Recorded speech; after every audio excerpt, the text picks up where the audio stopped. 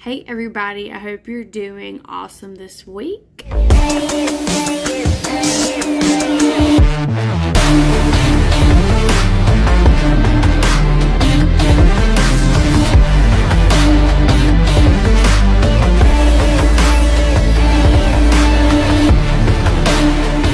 We need to go ahead and do the hot topic of the week video. This is going to be a pretty short one, but I mentioned last week, by the way, this is Sulian here. He is the father of the next clutch that's going to hatch in October, on October 17th. He's a sweetheart. He's a super fly, 100% heck clown. We're seeing if it proves out. But anyway, back to the video.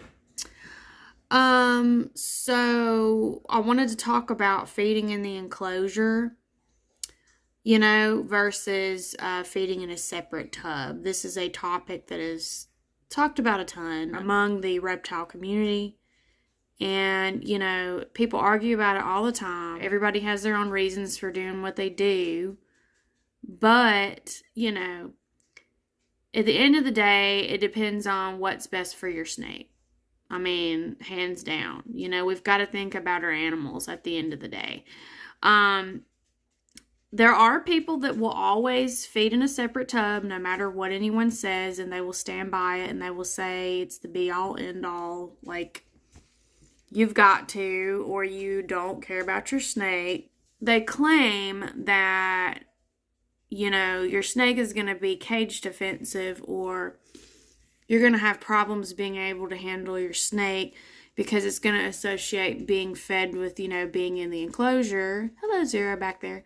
And so they try to say that it's dangerous to feed inside the enclosure. It's actually the most natural and normal thing you can do for your snake is feed it in the enclosure. And I'm telling you that because it's true. Now, just because a snake is fed in its enclosure and associates, food time with where it is being in its enclosure, that doesn't mean that your snake you're going to have problems handling your snake. Your snake is going to recognize when it's time to be handled versus when it's time to eat. And that is up to you as the keeper, the handler, to do that.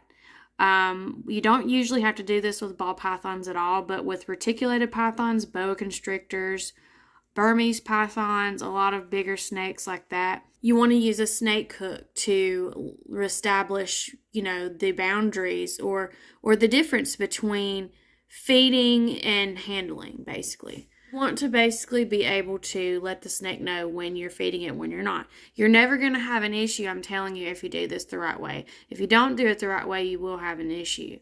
But ball pythons here, I've never had any problems with any of my snakes being fed in the enclosure. One danger of not feeding them in the enclosure and feeding them in a separate container is that, snakes, they swallow their prey whole. They eat whole rodents. So unlike us, how we chew up our food and we digest our food quickly, literally within a few hours, these guys take at least a couple of days. Sometimes for bigger snakes, people will wait up to 72 hours before they'll get their snake out and handle it again.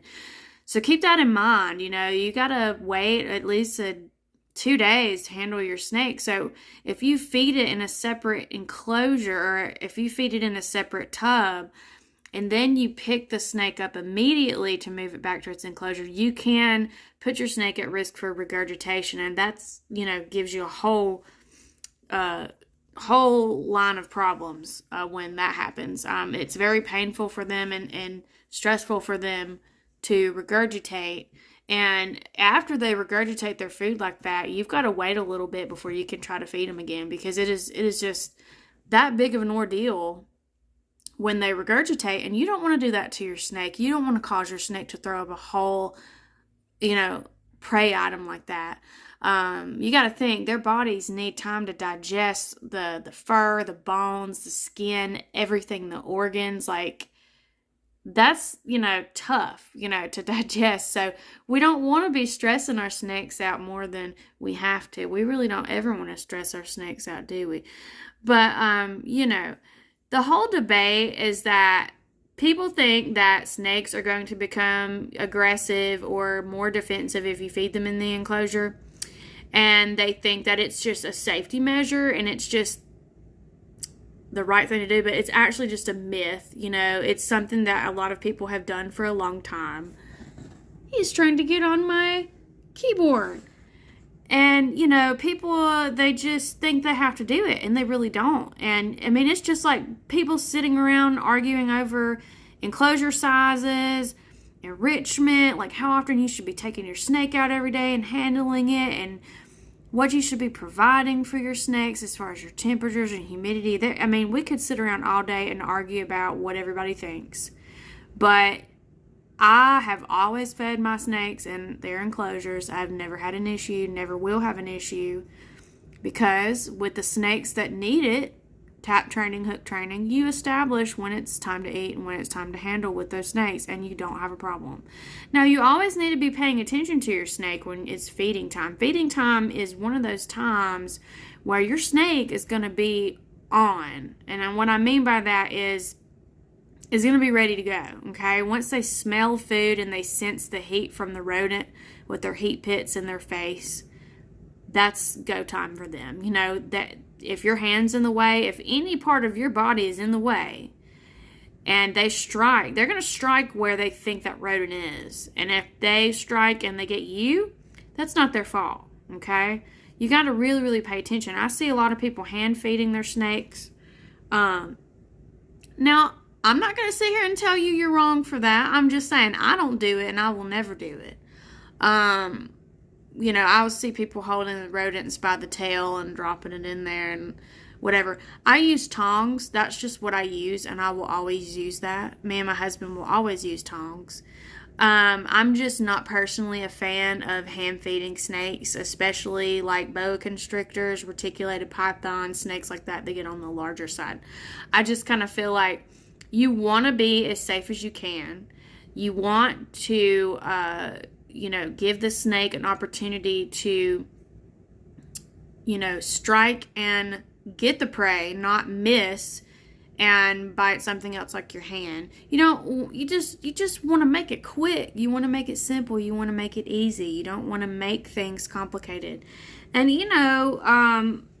to each their own. There's people that are comfortable with putting huge constrictors around their neck and not having anybody around to help them, help them if something happens. There's people that hand feed their snakes and people that feed outside of the enclosure in a different, tub or whatever. But I don't do it. You don't have to do it. Just be careful. Whatever you're going to do, just be careful. That's the bottom line at the end of the day. Now, like I've said in a previous video, you're going to see more people argue in the pet keeping community, okay? You're not really going to see a lot of us breeders doing this kind of arguing because we already get crap for, keeping our snakes in racks and things like that. No, you don't provide this. Oh, you don't provide that. You're neglecting your snakes. Well, I've got news for you. All of our snakes are thriving, okay? And they're eating well. They're doing great.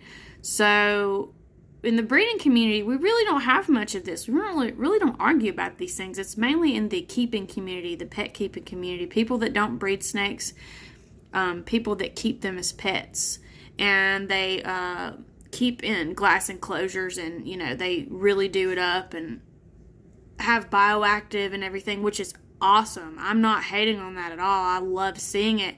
I wish I could do more of it in my house. I wish I could have some really big enclosures in my living room, but we don't, we haven't decided to do anything like that. But, I love seeing it. I love seeing it from fellow keepers that are our friends and everything. So, at the end of the day, whatever you're going to do, however you're going to feed your snake, just know if you do feed in a separate enclosure, you do risk your snake regurgitating. That's just a given. Can you do it carefully? Yeah, you can do it carefully, but that is why I don't do it. I just don't even go there. I want my snakes to be as comfortable and as happy as possible when it's time to eat, when it's not time to eat, when it's time to chill, when it's time to do whatever.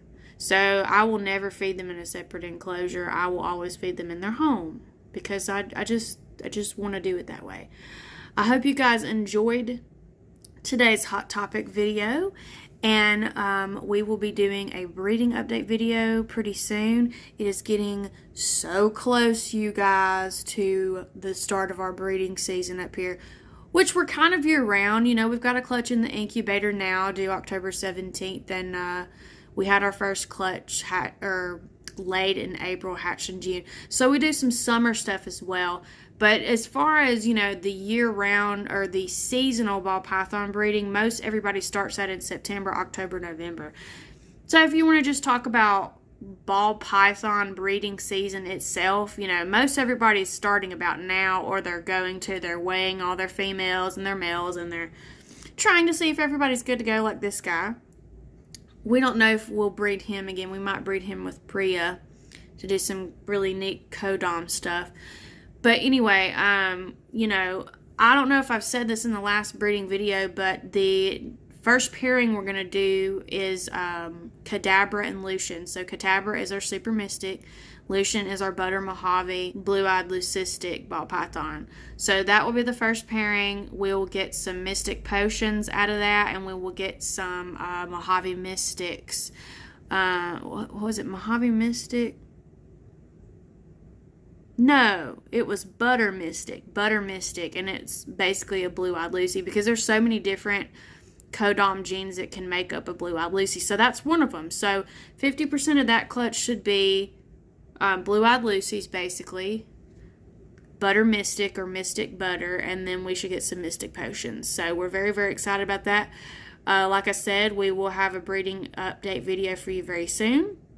If you haven't already, please like and subscribe to our channel and keep up with us on our snake breeding journey. And if you haven't already, please like and follow us on Instagram. Our name is @magic_city_morphs. And we are on TikTok. I do not post a lot on there, like I said, but I do post some. You know, I share some of our YouTube stuff and things like that on TikTok. So follow us on TikTok if you want to as well. We're @Magic City Morphs on TikTok. Thanks, guys. We'll see you next time.